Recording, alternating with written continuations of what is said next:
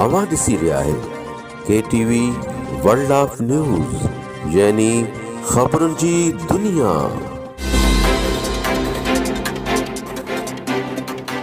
गढ़ी यासीन में अफ़सोसनाक ख़बर शामिल कंदा हलूं त गढ़ी यासीन में हिकु भेरो ॿीहर क़बाइली तकरार कर खयूं। मस्जिद अंदर फायरिंग, 3 ॼणा मौक़े ते क़तल। मुंगराणी बिरादरीअ में पुराणो झेड़ो चोट चढ़ी वियो।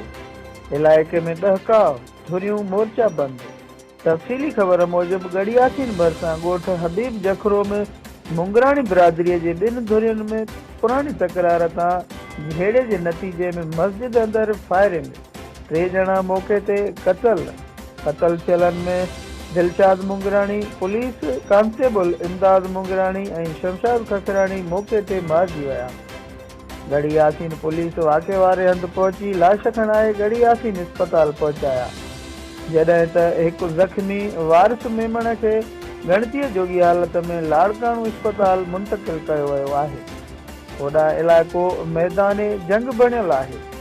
पुलिस जी वॾी नफ़री तलब कई वई आहे। राब्तो करण ते मुंगराणी धुर जे आसिर ख़ान मुंगराणी ॿुधायो त शफ़क़त मुंगराणीअ जे धुर जे हथियारबंदनि मस्जिद अंदरि घिरी असांजे नौजवाननि खे क़तल करे छॾियो आहे।